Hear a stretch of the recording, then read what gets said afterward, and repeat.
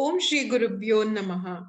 Ajam Nirvikalpam Nirakaramekam Niranandamanandam Advaita Purnam Param Nirgunam Nirvishesham Niriham Parabrahma Rupam Ganesham Bhajema. Team Param Vedanta extends a warm welcome to the 119th session of Bhagavad Gita, verse by verse. Hope you enjoyed the two special sessions on the significance of Om and perhaps are eagerly waiting to begin Bhagavad Gita chapter 16. In today's session, there will be presentations on the first 6 verses of chapter 16, Daivi Sampath Vibhaga Yoga, interspersed with valuable insights by our revered teacher, Dr. Timmappa Hegde sir. As always, we'll have chanting of the day's verses at the end of the presentations, and we begin today's session with a recap of the Mundaka session. Over to you, Mamta. Shri Gurubhyo Namaha. Today's talk will focus on summarizing Mundaka Upanishad mantra 2.2.1 to 3.1.1 to 4. In the next slide, the mantra 2.2.12 is a profound mantra which reveals the climax of Vedantic teaching, that is, the Advaita philosophy. Understand it better, let us look at the concept of the cause-effect or the Karanam Karyam in Vedanta. That is, I, the observer or illuminator, is all-pervading consciousness, Atma or Brahman, and it is Karanam or the cause for the world or universe. Everything in the world is Karyam or the effect.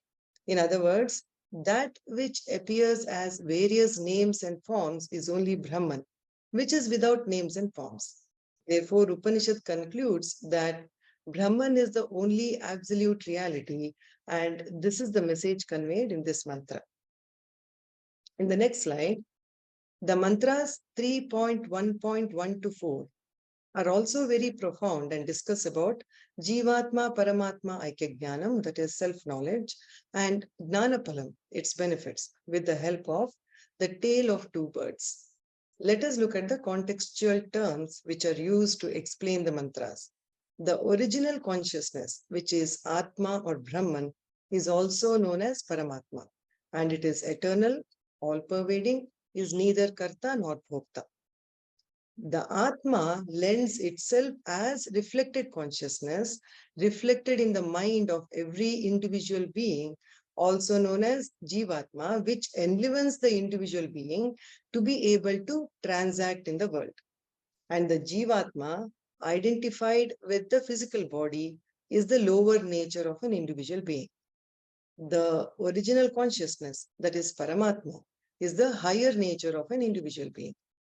The Jivatma and Paramatma are the essential components of every living being. An individual identifying with physical body, that means reflected consciousness, which is Jivatma, identifies with Ahankara or ego, performs many actions in the human lifetime. Hence, they become Karta or Bhokta, that is the doer and experiencer, and subject to samsara, leading to cycle of birth and rebirth. With this background, in the mantra 3.1.1, the two birds perched on the same Ashwatha tree represent the Jivatma and Paramatma of an individual, and the tree represents the physical body of the individual. Message conveyed here is the Jivatma identifying with the physical body, hence the ego that we just discussed, experiences pair of opposites like success or failure, pain or pleasure, etc. as a result of one's fruit of karma, which is figuratively compared to Jivatma bird eating the fruits of the tree, some sweet, some bitter, in the mantra. The Paramatma bird, representing the Atma, is the witness consciousness responsible for enlivening every living being. The ultimate goal for Jivatma is to claim or own up to I am Paramatma, that is Sat Chit Ananda. The bird example is extended to the mantra 3.1.2, and the mantra says, the Jivatma bird denotes ignorant human being with Ahankara or ego and Mamakara or the sense of I and mine, deeply identified, that is Nimagnaha in the verse, deeply identified with the physical body, engages in worldly actions. Delusion That is misplaced expectation that I can get security, peace, happiness from the external world with worldly actions only leads to more actions, more associations, and hence helplessness, which is anishaha in the verse, that leads to sadness and hence sorrow, shochati. The individual or the Jivatma bird sees the Paramatma bird, the most adorable one, which is Jushtam in the verse, and recognizes its glory, which is Ishaha, the Lord and the Master of the whole universe. With sufficient self-inquiry, with the help of sadhanas, the individual, now the spiritual seeker, realize the Atma or the self as their essential nature, ahankara or ego as incidental, disidentifies from the experiences that is both pleasant and unpleasant, which is born out of ego, and hence they are free from grief. The next mantra, that is 3.1.3, discusses the benefits of the self-knowledge. With the guidance from a competent guru, the spiritual seeker or the seer, Pashyaha in the verse, eventually will discover that the Atma, that is Paramatma, and Jivatma coexist in every living being. The separation of them is only intellectual and not physical in nature. With the help of sadhanas like sadhana chatushchaya sampatti, the seeker develops intellectual discernment or a sharp intellect and learns to segregate the Jivatma and Paramatma. That is, gradually reduce identification with the ego or ahankara, which is nothing but Jivatma and hence with the body. And the seeker claims their higher nature, the Atma, which is the only reality. Dwelling on this and assimilation of this teaching with sadhanas like Shravanam, Mananam, and finally Nididhyasanam, the seeker becomes Jnana Nishta. Claiming the Atma, that is Akarta, Abhokta, the Gnani transcends Papam as well as Punyam, which is necessary for the knowledge, and gets Jivatma Paramatma Aikyam knowledge. That is total oneness with the all-pervading consciousness, the Paramatma, the ultimate benefit of this knowledge. Here, consciousness or Atma is compared to ever-shining gold, which is Rukma Varna, signifying the self-luminous nature of consciousness, which is Kartaram Isha Purusha Brahma Yoni. That is, the Lord, the Paramatma, who is the cause of everything in the universe, and the ultimate cause of even the Chaturmukha Brahma. Mantra 3.1.4 reinforces similar message as the previous one, the oneness with Brahman. With continued assimilation of the teaching through Nididhyasanam, the Gnani claims Aham Brahmasmi and will begin to say, the world is in me, which is different from the usual thought of I am in the world. An example that can help in the understanding is when we wake up, we realize the whole dream world of ours rested in us, the individuals who had the dream. Similarly, when the Gnani wakes up to his higher nature or owns up the higher nature, realizes the whole world is in me or I, the Atma, and I am ever fulfilled, Purnaha, I, the Atma, my higher nature manifest in all beings, all these come naturally to the Gnani. With the discovery of the higher nature or the Paramatma bird, the ultimate truth or reality, the Gnani remains silent, na ativadi in the mantra. Speech is a way of denoting expression of desire in the worldly affairs when world appears separate from the individual beings. Swamiji says, remains silent in this context means Gnani does not pay much attention to worldly matters. Anything worldly that might have meant extremely important when identified with the body lose significance to the Gnani. And this Gnani does not depend on the world for happiness, revels in the self, sees the self in all objects around, is in a state of Atma Krida Atmarati, a state of bliss, Atmananda, with nothing to do and nowhere to go. However, he is Kriyavan Bhavati, thus perform actions only for Loka Sangraha or upliftment of the society, or even when not performing any actions for Loka Sangraha, the very existence of the Gnani is Loka Sangraha. They will be an inspiration to the society. And such an individual is Esha Brahmavidha Varishtaha, is the greatest Brahma Gnana. Thank you, sir. Hari Om. Thank you very much, Mamta, for giving us an excellent summary of some of the most profound and the most beautiful verses of the Mundakopanishad. As I was listening to you, and because of want of time, you were going through, and it is also a recap, you were going through these extremely profound verses. You were going through these extremely profound verses quite quickly, because we know there is a certain time that each of us a certain time bound. But these verses are so loaded with understanding. And as I was listening to you, a deep sense of gratefulness to our acharyas, particularly Swami Paramarthanandaji, for giving us such a deep understanding, for giving us an understanding of these verses. And it is our commitment for those of us who have been through these verses for some time, that each one of us who are part of these classes, that these verses should be something that we all understand. Otherwise, they just remain words. But when the words are fire, and the words can burn away ignorance, the words can throw light into our understanding, that is the objective. And I begin this class with a deep sense of gratefulness to our acharyas. As said in this mantra, Sada Shiva Samarambam Shankaracharya Madhyamam Asmadacharya Paryantam Vande Guru Paramparam. Om. We begin a new phase of the Bhagavad Gita.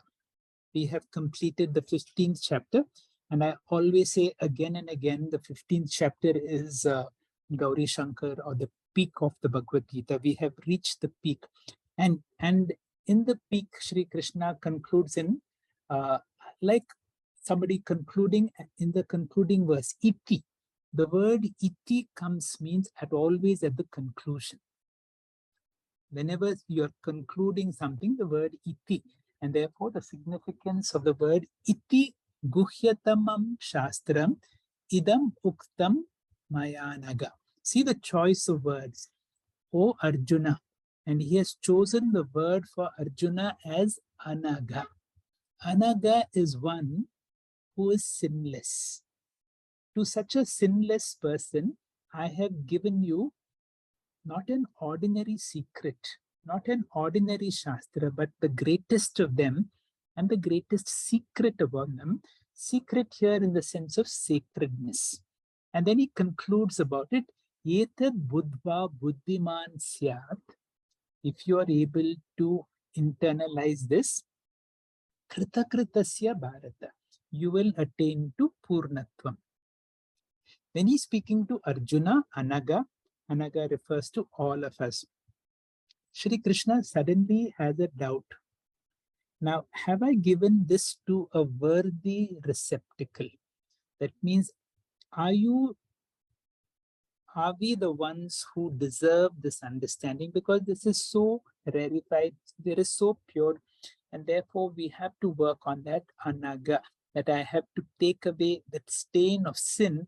And that is why he wants to devote 2 extra chapters, the 16th chapter and the 17th chapter, primarily to tell us that in all of us, there is the devil in me, there is the divine in me. Just now we heard about the lower bird and the higher bird.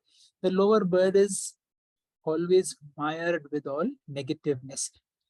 Early in the 3rd chapter, you have this question, Ata kena prayuktoyam papam charati purusha achinnan api varshnena balavad iva niyojitaha. I know what is right, I know what is wrong, but there is a certain force that makes me do something. What is that force? And we are able to internalize or empathize with Arjuna's question. Some time ago, I had shared the story with, and I think it's very relevant. There was a great painter who wanted to make a portrait of a human being who was so evolved that he looked like God. And after a great search, he found a certain very saintly looking shepherd, and he requested him, can you model for my painting? And the man agreed. And he made a painting of a human being who looked like God. And when he looked at the painting, there was so much of radiance, there was so much of beauty in that picture where a human being could look like God. The picture or the painting became so popular, they were made a lot of copies, and the whole country had a painting of a human being who looked like God. Years later, the same painter said, let me do something different. Let me paint somebody who's the most devilish of all human beings. I know you know the story, but be with me. After a great search, he found a condemned prisoner, and when he looked at the face of the prisoner, there was so much of hate, so much of frustration, so much of anger. There was a devilish look, and he requested, would you model for a painting? He agreed, and as he was giving final touches to the painting, he saw tears in the eyes of his model. And the painter asked him, did I offend you in some way?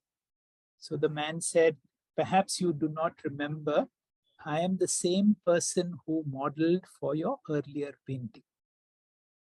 So this is the lower bird, this is the higher bird in all of us. And how the mind, when trained, we have this Amrita Bindu Upanishad verse, Mana eva manushyanam karana bandha moksha. If the mind is trained, it can get you moksha. If the mind is not trained, it can be the cause of bondage. The same mind can be the cause of our bondage. The same mind can give us freedom also. This is the famous BMI chart of Swami Chinmayananda. And our objective is to reach the Paramarthika, the Om. And what do we use? Our body, mind, all the Anatma aspect is our capital that we work on. But between that Atma and where we are, you will see one big V. And Swamiji talks about that V. What is that V or Vasana? Vasana is a Sanskrit term that refers to past impressions in the mind that influence our behavior. Vasanas can be good or vasanas can be bad. So when we are born, we come in with the Sukshma Sharira or the SIM card, which has deep impressions of our experiences in our past life. And if there is some action that has been done repetitively in the past, every action will produce it either gives us happiness or sorrow. If it gives us happiness, we tend to repeat it. If it gives us sorrow, we tend to avoid it. That is why we have raga, dvesha, likes and dislikes. And these likes and dislikes make a deep impression in our Sukshma Sharira. And because we inherit that Sukshma Sharira, we come in with strong vasanas, some of them good. And if they are good, they certainly help us in our spiritual and worldly life. If some of them are bad, and it is possible because of our own past experiences, and that can affect our life adversely. Therefore, in this life, anaga, if I need to work on that, if I need to krita kritasya bharata, if I need to iti guhyatamam shastram, if I have to internalize the Bhagavad Gita, I have to work on these vasanas. These vasanas together, good and bad, become our ego. Our ego is our Sukshma Sharira with reflected consciousness. And somebody has very rightly said, the more ego, less of God. That's why no ego, ego means edging God out. And if I have less and less of the ego, or when there is zero ego in my mind, then I'm able to reflect the Atma or the higher bird in me. A nice story from the life of Shri Krishna. Rukmini had one question to Lord Krishna. And the question was, you spend so much time on that flute of yours. What is there in the flute that, why do you prefer the flute over me? And his simple answer is, the flute is so empty. Whenever we are empty of the ego, it is said we are on the lips of the Lord, and the Lord will speak through us. The Lord will play through us. This is a beautiful poem from Tagore. And this also reflects that the less the ego, more the Lord, and therefore let my life be an expression, and it shall be my endeavor to reveal thee through my actions, knowing it is thy power that gives me strength to act. I will go through these words. Life of my life. I shall ever try to keep my body pure, knowing that thy living touch is upon all my limbs. I shall ever try to keep all untruths out from my thoughts, knowing that thou art the truth which has kindled the light of reason in my mind. I shall ever try to draw all evil from my heart and keep my love in flower, knowing that thou hast thy seat in the inmost shrine of my heart. And it shall be my endeavor to reveal thee through my actions, knowing it is thy power that gives me strength to act, life of my life. Finally, I will conclude with a very powerful message that Swamiji has given.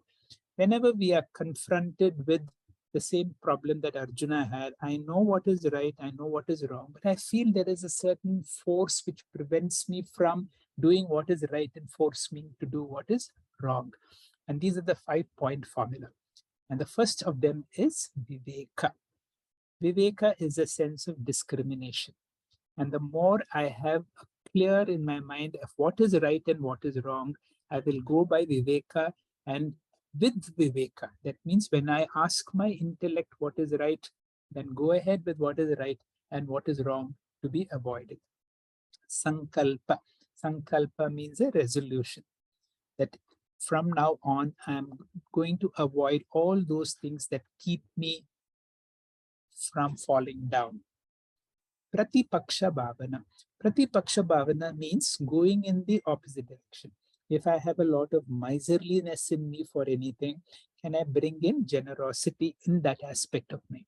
So let me deliberately cultivate a character trait which is the opposite of my weakness. If there is miserliness, I train myself to become generous. In this context, Swamiji talks about the Vali example. Vali had a boon. The boon given to him was if anybody opposes him, half the energy of the opponent comes to him, and you already have your strength. Like in acquisition of companies, 50% comes to you, and with your own investment or with your own strength, you are able to take over your enemy. Therefore, nobody can face Vali. Even Sri Rama could not face Vali, because if 50% of Sri Rama's strength is going to go to Vali, Vali can defeat Sri Rama. So if I have a weakness, let me give an example of, for any particular object, for let's say for alcohol, and I know I want to avoid alcohol. But the moment you go into an environment where alcohol is freely available, where you see what you're trying to avoid, then the Bali example comes into play. 50% of your energy is already depleted, and then there is a tendency to succumb. That is what is called Pratipaksha Bhavana. The other thing is, the more you keep in company of the virtuous, the Daivi Sampath, that is what is called Satsanga. And finally, in all our prayers, let this be our intention. Prayer works very magically to help us to overcome our negative vasanas. With this background, I will conclude, but there's one more slide. And what does this say? We have been influenced so much by Mundakopanishad. And what does Mundakopanishad? There is a nice verse which says, Pariksha Lokan Karmachitan Brahmana. Take time once in a while to do pariksha, to look into my life. Where are my strengths? Where are my weaknesses?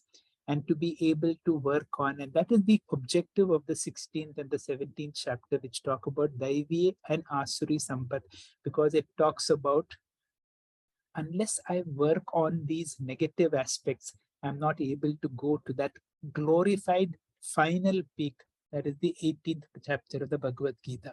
I heard the story once told by Sadhguru, where he was telling somebody that if you're not playing golf, then he said, play golf.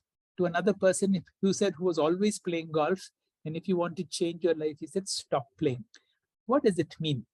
It means if you always do what you always did, you will always get what you always got. Now, that is why the importance of pariksha, that is the importance of the 5-point formula to help us to make the change. And with this background, let us look into the 16th chapter of the Bhagavad Gita, Daivi Sampath and Asuri Sampath. The opening speaker will be Dr. Ambika. Dr. Ambika, please. Hari Om, Shri Gurubhyo Namaha. So we all know that so far the Bhagwan Shri Krishna is being talking about what is the goal of life. And what is the goal of life? That is the self-knowledge. But from 16th chapter onwards, he will discuss how to achieve that goal of life. The person's goal of life and the way of life are related. To accomplish any goal, we have to live a particular way of life. The Veda Purva Bhag, the beginning portion of Vedanta, concentrate upon the way of life, and Vedanta upon the goal of life. So what is our goal of life? That is self-knowledge.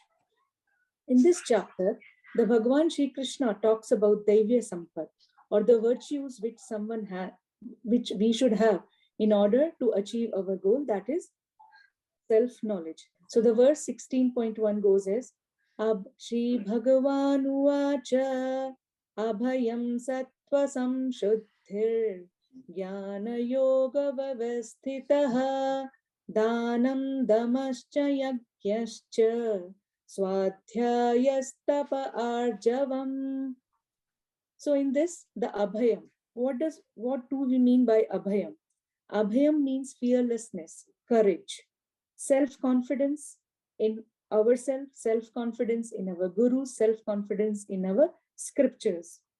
Until unless I have faith in myself, I will not be able to follow the path of spirituality. Because the path of spirituality, we all have to follow it alone. We need to have a tremendous abhayam, fearlessness, in order to go along this path. Abhayam also means the self-confidence to pursue the path of spirituality in spite of all the obstacles. Sattva samshuddhihi, that is the mental purity. How do we get the mental purity? That is the antakaraha shuddhikaran, antakaraha shuddhi. Until unless our thoughts are clear, our mind will not be healthy. So we have to be away from the toxic thoughts. Jnana yoga vavasthitaha. Through all this way, we should not forget the purpose. What is the purpose? The purpose is the spiritual knowledge. And to gain any type of a knowledge, we need to pursue that knowledge. We have to put our effort. We have to do a systematic study, whether if you want to study maths, engineering, anything, or we want to go for a spiritual life, we have to study systematically. We have to put our efforts to systematically study the Vedantic text. Here, the Vyavasthita means Nishtha in the Jnana Yoga. We have to do Shravanam, Mananam, and Nididhyasanam. The fourth virtue that we have to develop is the Dhanam. So Dhanam helps us in overcoming the sense of insecurity, the sense of possessiveness that we have. It also helps us in maintaining the social order in the society. Dhanam will also help us in developing the sense of detachment, because until unless we have a feeling of detachment, we won't be able to give away the things. And Dhanam is also considered as a praishchitta karma. Dhamma. Dhamma means Indriya Nigraha. That is, voluntarily we are controlling our sense organ. We are the masters of our sense organ. This Dhamma is different from the suppression. Suppression is when someone else is controlling. Because of somebody else's instructions, we are enforcing our Indriya to control. So Dhamma is self-control. Then Yajna. Yajna means worship. And there are two types of worship. One is the ritualistic worship, where we perform and recite something. And another one is to develop a bhavana, Ishwar Arpan Bhavana. That is, whatever action we do, whatever work we do, we offer that to a Lord or to the Bhagavan. The advantage of this is when we offer everything to the Ishwar, whatever results we get, we accept is as a prasada. And it helps us in developing our prasada buddhi. Then Swadhyay. Swadhyay is a systematic studying of the scriptures. The Swadhyay can be of the two types. One is the Parayana, where we recite like Lalita Sahasranamam or Vishnu Sahasranamam or any other shloka. And another one is a systematic study of our scriptures. In Parayanam, we pay more attention to the Shabda. And when we do Swadhyay and when we are studying Swadhyay, we understand the earth of what we are studying. And when this all, like abhayam, sattva samshuddhim, jnana yoga vastita, dhanam, damaha, when we follow it systematically in a disciplined life, that will be our tapaha. Arjavam. Arjavam is integrity in thoughts, straightforwardness. So, what do we mean by that? Integrity in our action and speech. Whatever we speak and same actions, there is a coordination in what we do and what we speak. Harmony of thoughts. And when we have this, there is no friction in our personality. And it will be easy for us to attain all these virtues like abhayam, danam, damaha. And these are some of the virtues that Lord Krishna wants us to develop in order to achieve our goal, that is moksha. Dhanyavad. Thank you, Dr. Ambika. We know these are some things that we know, and it is not difficult to understand. The important thing is to see how we can put into practice so that all our speakers get enough time. I will not come in between each speaker. Let us pay attention to whatever they say. Aruna, please. Shri Gurubhyo Namaha, Hari Om. Now, in the 16th chapter, Bhagwan Krishna has enumerated not less than 17 qualities, Daivi Sampath, which are required for being on the spiritual path in these two verses, verse 2 and verse 3. So let us look at verse 2 first. Ahimsa satyam krodhas tyagaha shantirapaishunam daya bhuteshvalo lupvam mardhavam rirachapalam. So in this verse 2, the first quality mentioned by Bhagwan is that of ahimsa. Ahimsa is a general value to be understood as non-violence of kayika, manasika, and vachika types. That means at the action level, speech level, and thought level. Now, this may look like a contradiction. Bhagwan is telling Arjuna to fight, and yet he is talking of ahimsa. So it should be noted, Swami Paramarthananda says, that ahimsa is necessary but not absolute. When all means of ahimsa have failed, as in the case of Duryodhana, himsa becomes a necessary evil. Secondly, Bhagwan then talks of satyam, truth. Actually, he is referring to the avoidance of untruth. Being truthful is the best path, but if truth is going to hurt someone, then the path of ahimsa has to be invoked. Swami Paramarthananda says that satyam is equal to asatya varjanam, which means giving up untruth, asatyam. The next one is akrodha. Bhagwan uses this word to mean the management of anger, learning to handle the problems of anger. Swamiji says that anger is actually an expression of emotional pain. Anger is the name of a mental condition. Therefore, management of anger is to be understood. We should understand anger as an internal signal to find out a remedy for what is the cause of that anger. Tyagaha. We all know this as renunciation, but this is not only an external manner, it means inner renunciation called detachment or vairagyam. The understanding that we do not really possess anything and everything belongs to the Lord alone. We can never hold on to anything. Even our bodies can be taken away from us by the Lord at any moment. Next slide, please.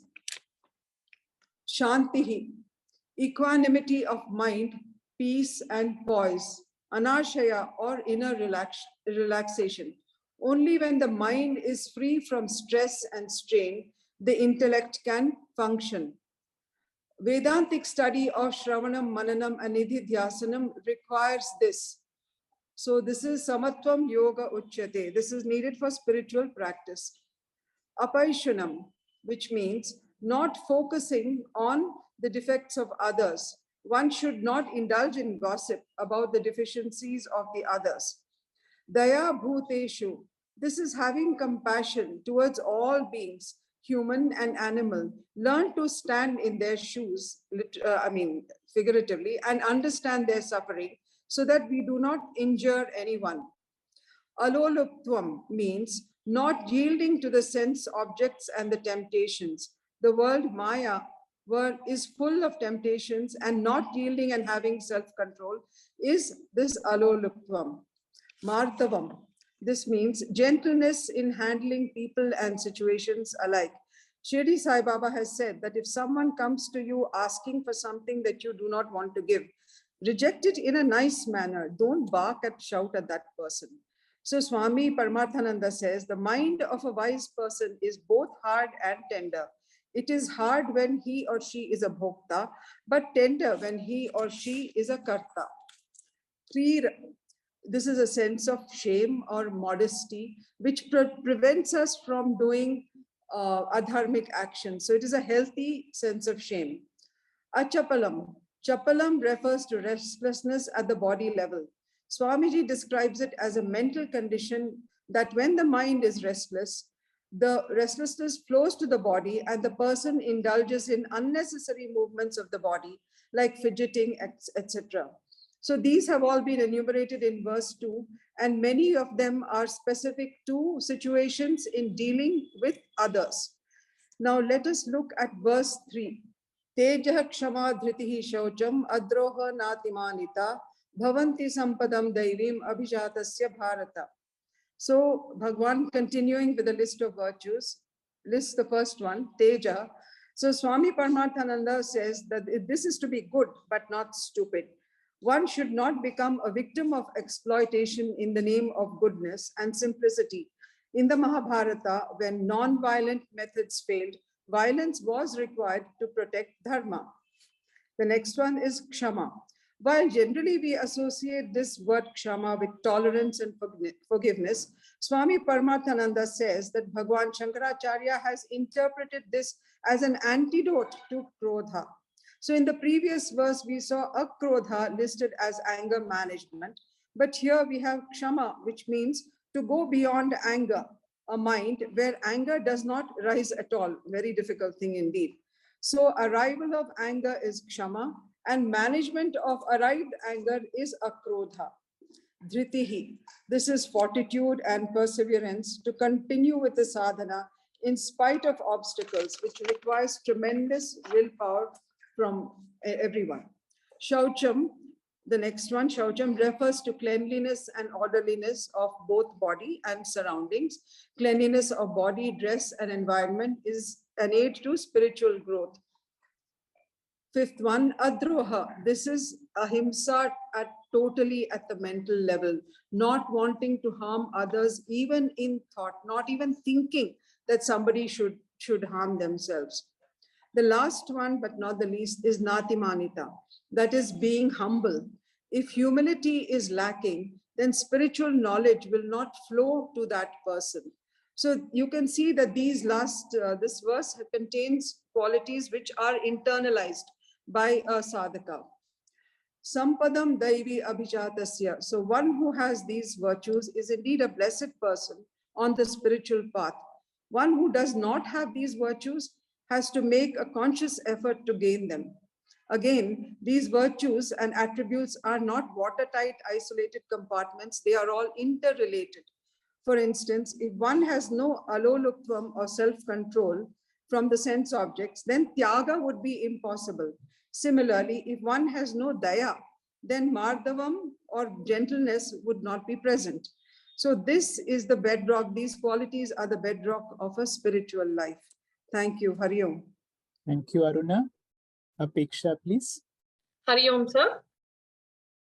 Dambho darpo abhimanashah krodha parishamyevachaha agyanam chabhijatasya parthah sampadam asurim. So in the previous verse, we talked about Daivi Sampatham. In this verse, we'll talk about the 6 qualities. Lord Krishna talks about the 6 qualities that Asuri Sampatham, that a person of demonic nature holds. So those are pretension, arrogance, vanity, harshness, and lack of discrimination. These belong to a person who is born with Asuri Sampatha or demonic nature, O Arjuna. normally when we talk about Asuri Sampatha, we think about a person with, teeth coming out and, a big Asura Rakshasa. But here it is talking about a materialistic person who is always running after wealth, money, greed. So many things are there. So basically here, Lord Krishna is talking about the materialistic tendencies that are prevalent in a person. Those are the people who belong to Asuri Sampatha. So first one is Dambha. That means pomp and show. One who exhibits his wealth. One who also exhibits that he is of religious nature from outside, but inside he or she is not pure.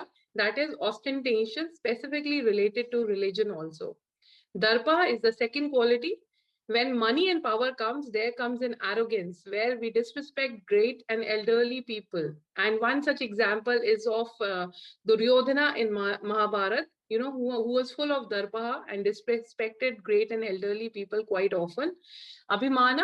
Abhimana is with wealth and power. There comes a feeling in us where we feel we are superior to others. One feels that he or she is superior to others, and they look upon others expecting them to respect, to give us respect. When this feeling comes, then the pride or the abhimana comes. Krodha means anger. When our desires are not fulfilled or when our expectations are not met, then krodha also comes in the person. The fifth one is parusham. That means rudeness or harshness in language as well as in action. Sometimes we are very rude with people in our language, or sometimes when we are rude in our action physically, then that is also one of the qualities that an Asuri Sampatha person holds. And then Ajnanam. That means ignorance of Dharma Shastra. Here, it does not talk about spiritual ignorance. It talks about one who ignores the ethics, one who does not know what is right and what is wrong, and believes that whatever is not right is actually right. So ignorance of morals, that person, that is the ignorance of Dharma Shastra. Here it is being talked about. So these six are the Asuri Sampatha qualities that Lord Krishna talks about. That is a major blockage in attaining moksha, or our goal of attaining liberation. Thank you, sir. Thanks, Apeksha. Vidya, please. Om Shri Gurubhyo Namaha. As already enumerated by the earlier speakers, the subject matter of the 16th chapter deals with a person's way of life, which in turn helps him or her to attain the goal of life. Thus, both influence each other. One should align and tune to the way of life in such a way,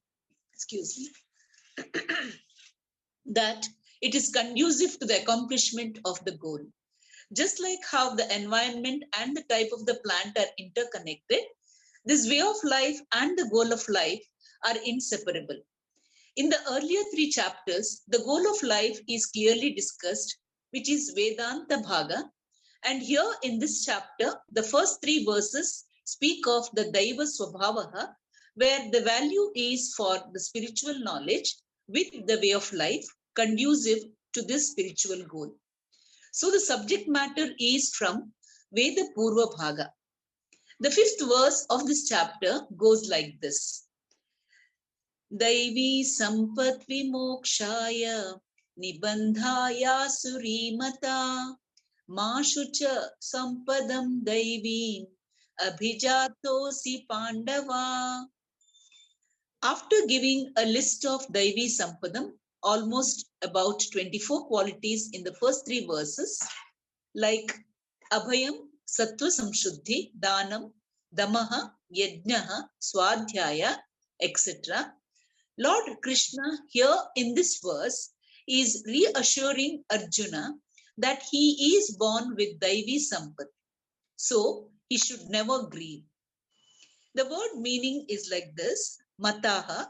Here it is known that Daivi Sampath means the virtues, Vimokshaya leads to liberation, Asuri Sampath, Nibandhaya leads to bondage, Ma Suchaha, do not grieve, Pandava, O Arjuna, Asi Abhijataha, you are born with, Daivi Sampadam, you're born with the Daivi Sampath, or the virtues conducive to attain the spiritual goal.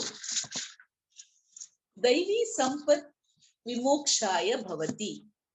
All the 24 spiritual value system which Lord Krishna gave out in the first 3 verses will take one towards moksha. Moksha hetuhu bhavati. It is conducive to self-knowledge, whereas Asuri Sampath, the materialistic value system, nibandhaya bhavati, will keep him in samsara or bondage. Lord Krishna dispels Arjuna's fear by reassuring him, Ma suchaha, do not worry. Daivim sampadam abhijataha asi. You are born with spiritual inclination. One attains Daivi Sampadam through Purva Janma Sukrutam only. Aneka Janma Samsiddha Tatho Yati Param Gatim. Lord Krishna has said time and again that spiritual growth takes place through many janmas. Thus, with a lifestyle conducive to spiritual growth, one can reach the goal. Arjuna is assured by Lord himself that he is born with a spiritual inclination. He has a sattvic tendency, being a guna brahmana by birth itself. Thus, Arjuna can feel happy and nourish the spiritual tendency more and more, says Lord Krishna. Thank you. Hari Om. Thanks, Vidya. Dr. Vasumati, please. Om Shri Gurubhyo Namaha. The verse number 6 goes like this. Dvau bhuta sargau lokesmin daiva asura evacha daivo vistarashaha proktaha asuram partame shunu. Anvayartha, asmin loke, in this world, dvau bhuta sargau, there are 2 types of created beings. Daivaha, the daiva, evacha asuraha, and the asura, daiva proktaha, the daiva has been described, vistarashaha, elaborately, shuno asuram, hear about the asura, may, from me, Partha, O Arjuna. The Tatparya, in this world there are 2 types of created beings, the daiva and the asura. The daiva has been described elaborately. Hear about the asura from me, O Arjuna. This verse is the leading verse to the elaboration of Asuri Sampath. Here Krishna says, O Arjuna, the entire humanity can be divided into 2 groups, not merely Indians, not merely the Vedic people, but the entire humanity can be divided into 2 groups based on their tendencies, their values. Daiva, one group of humanity we can call Daiva group, which means naturally having a spiritual tendency. They might be born in a materialistic society, but something pulls them towards spiritual people, spiritual books, spiritual topics. Something attracts them. They themselves do not know the reason. Next slide, sir. And there's another group, Asura Evacha, utterly materialistic people, down to earth group, as Yamadharmaraja said in Kathopanishad, Shreyasya Preyascha Manushya Metaha Tau Samparitya Viviknakti Dhiraha. Yamadharmaraja calls them as Shreyas and Preyas group. Asuraha, meaning materialistic tendencies.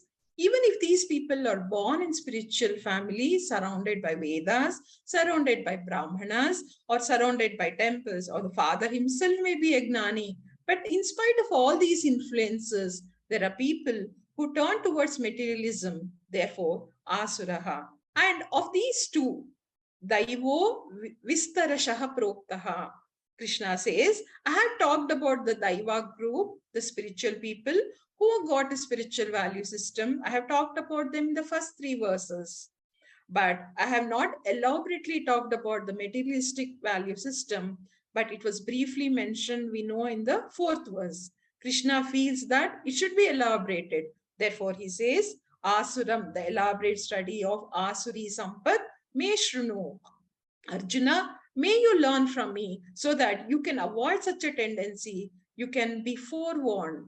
Thus, Krishna gives an introduction to the Asuri Sampath, and hereafter he will elaborate Asuri Sampath in verses 7 through 21. Thank you, sir. Hari Om.